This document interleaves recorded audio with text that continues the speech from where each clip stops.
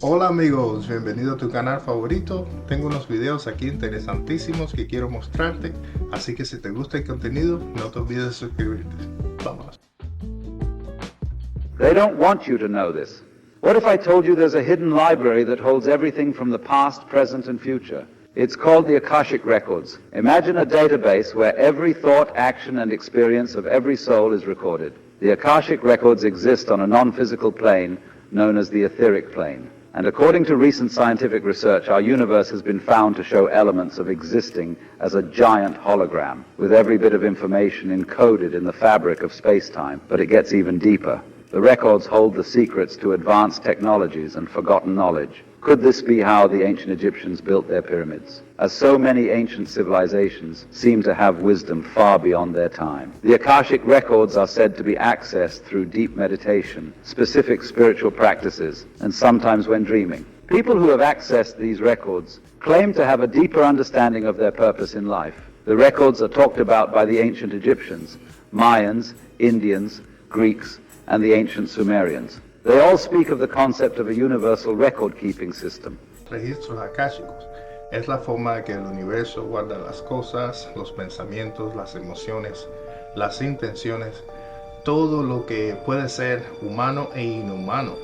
Entonces lo que pasa es que cuando hay civilizaciones que obtienen acceso a este registro universal, ahí están todas las ideas, pues pueden hacer cosas grandes como las pirámides que no entendemos hoy. What is, from your perspective, the Akashic record? It is simply the ability to recognize that everything exists here and now and therefore is always accessible to you if you are simply vibrating at the correct frequency for the information you wish to download. It is not in that sense a repository somewhere out there in the mysterious depths of space. It is not even in that sense really being recorded on the fabric of space and time, although you can create that euphemism if that works for you as a permission slip. But really the idea is to allow yourself to let go of the old-fashioned, outmoded definition of this and simply recognize that at its heart, it is simply the understanding that everything exists here and now and therefore is accessible to you if you allow your vibration to be in the here and now and pitched to whatever the relevant information is that you desire. So it's always about your consciousness, your conscious frequency matching. It's all about resonance. Yeah. It's all about resonance. And this is how to use also various parallel realities in that way, because each has its own frequency. Interesantísimo, amigo. Él dice que con la frecuencia y vibraciones correctas, pues puedes entrar a los registros akáshicos sin problemas. Pero déjame saber qué piensas en el comentario. Advanced ancient civilizations, where are they? If advanced societies like the Anunnaki or Atlantis really did exist 30,000, hundreds of thousands of years ago, where's the proof? The debunkers have been asking this for decades, and we finally have the answer. Think about the Fermi paradox. If there really are billions of planets in our galaxy, the chances of life should be fairly high, so why haven't we found any signs of alien life yet? Or, I don't know, maybe we did. Historians, career archaeologists, professors, and Google debunkers claimed that the earliest civilization in history were the Sumerians, around 4,000 to 5,000 BC. And when I say civilization, I mean like full-blown societies, you know, towns, farming, pottery, housing, some form of governing body, not just humans, which have been around for much longer. We have the ancient myths of our past, which frequently talk of previous societies of advanced, even godlike beings like the Anunnaki or Atlantis. But the burning question on every debunker's mind, where the is the direct, not speculative evidence of these long-lost advanced civilizations? Because our history textbooks and common archaeology claims there's none. This is what I call the reset paradox. If civilization really has existed for hundreds of thousands of years only to get reset and start all over again, where's all the proof from this colossal timeline? Surely, hundreds of thousands of years of existence must have left behind countless evidence, so here are my top theories as to why mainstream history hasn't found any yet. Theory 1, dismissal, there actually is direct evidence of advanced super ancient civilizations, as we see in out-of-place artifacts like the 400 million year old London hammer, or even the more recent Antikythera device, which was way ahead of its time to make any sense. But we either dismiss them as hoaxes, claim mistakes in dating techniques, or slap some sort of description onto them that fits into our current timeline because anything else wouldn't make sense in the mainstream narrative. That's what you call confirmation bias. Theory 2. Time. It's been too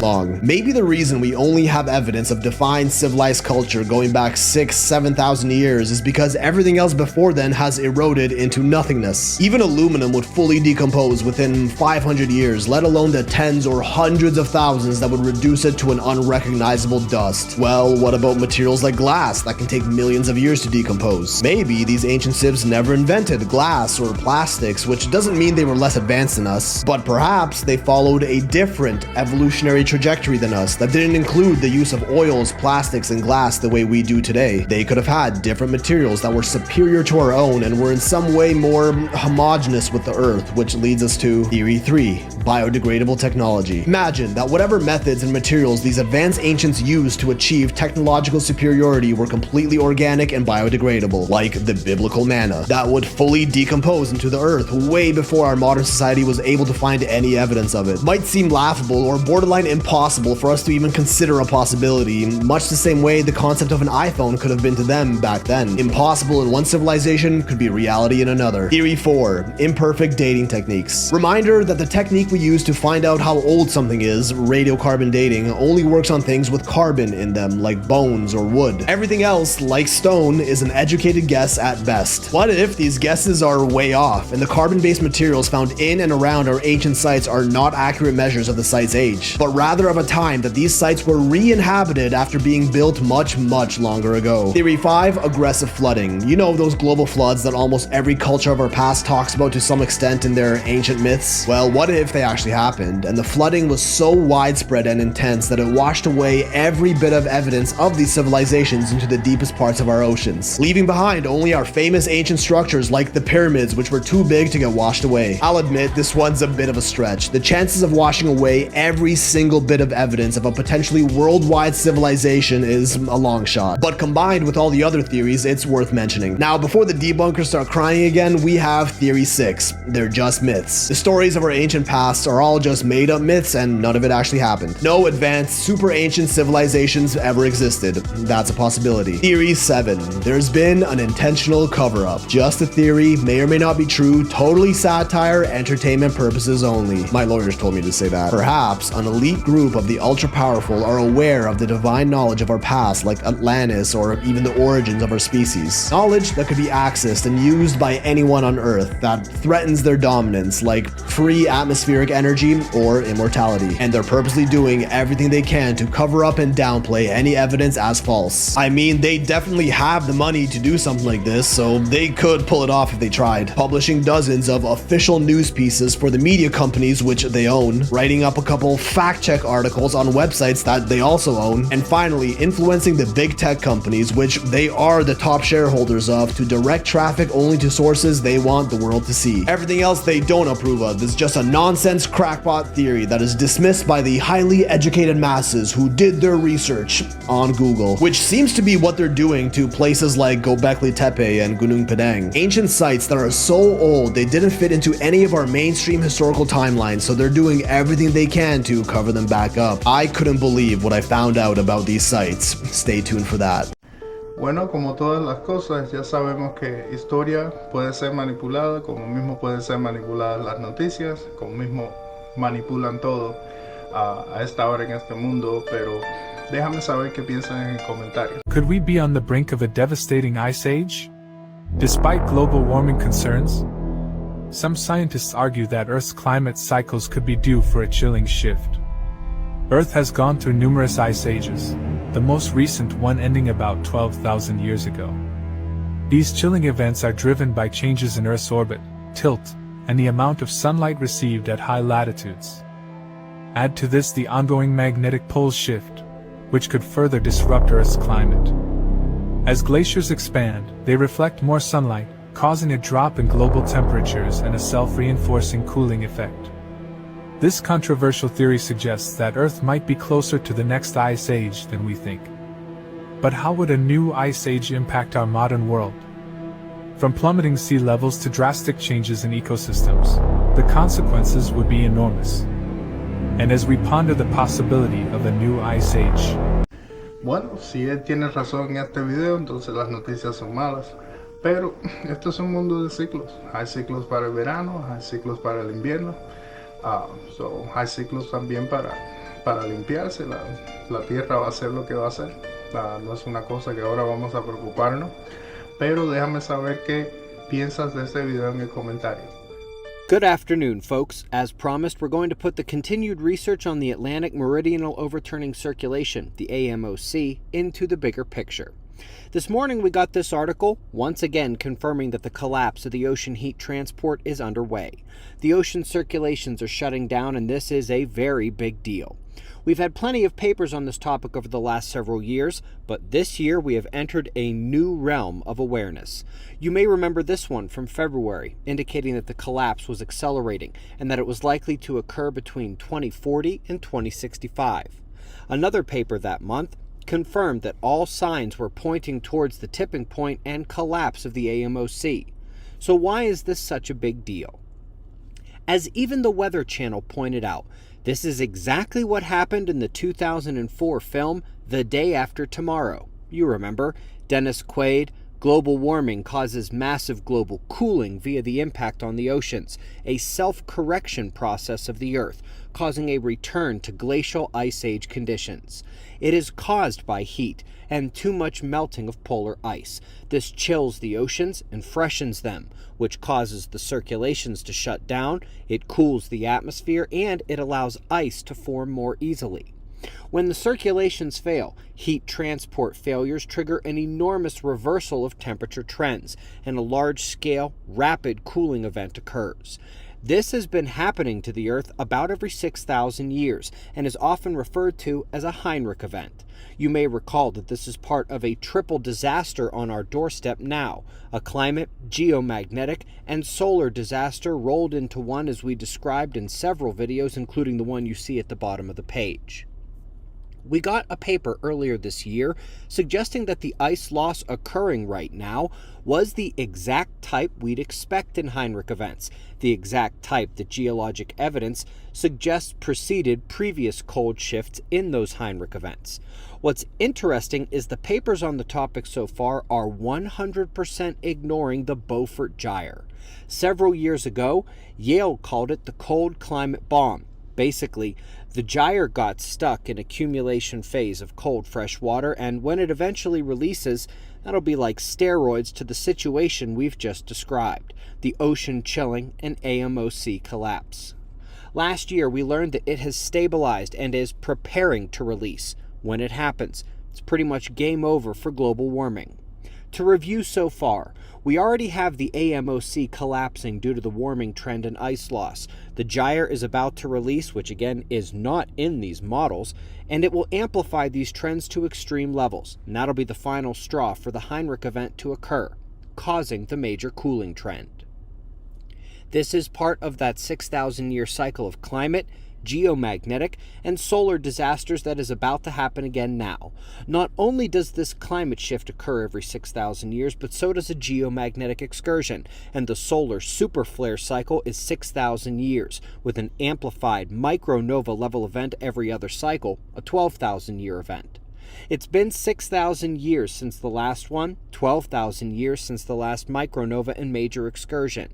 Not only are the climate signals here right on time, but the magnetic field of Earth is shifting and weakening right on time.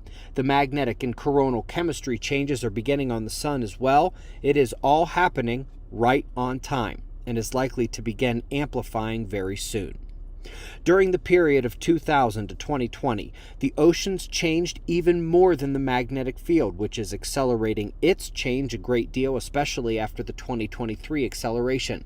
And in June, we got word that updated calculations suggested that the timeline could be moved up to 2037, with the most likely scenario being an AMOC collapse before 2050. This is what was confirmed in this morning's paper, and remember, These studies are only considering the atmospheric warming and polar ice loss. They do not factor in the gyre release. When that happens, chaos begins. The oceans will throw the climate into chaos. The magnetic excursion will wreck animal navigation and allow a flood of space radiation into the atmosphere, and then the sun will deal the final blow, as it has every 6,000 years, as it did 6,000 years ago. We're at the end of a 25,625-year cycle. Can't go back to the old world. We're leaving Pisces, coming into Aquarius, which is a new change.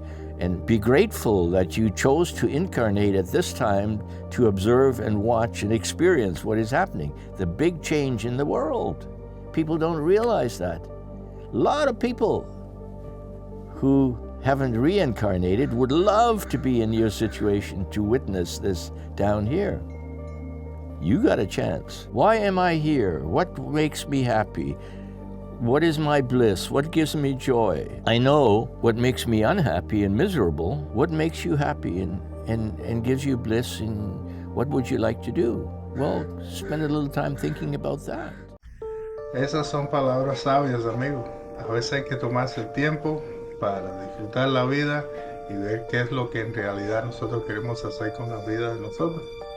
No más que te trae alegría, y cosas así son muy importantes. Pero bueno, déjame saber qué piensas en el comentario.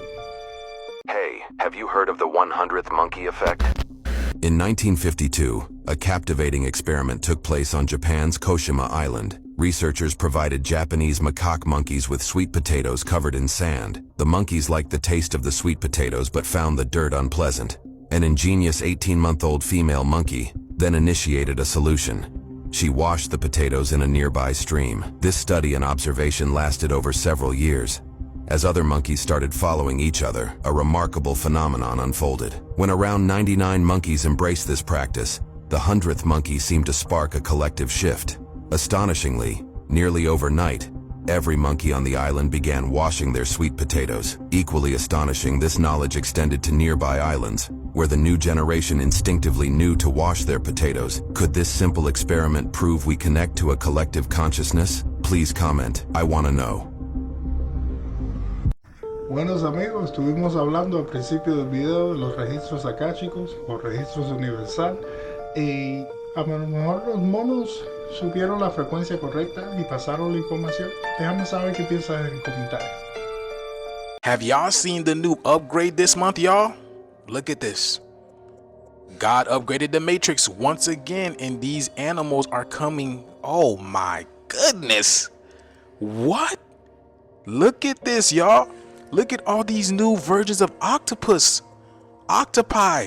What is this? Look how many hands or legs, that tentacles that thing's got. Bro, are y'all kidding me?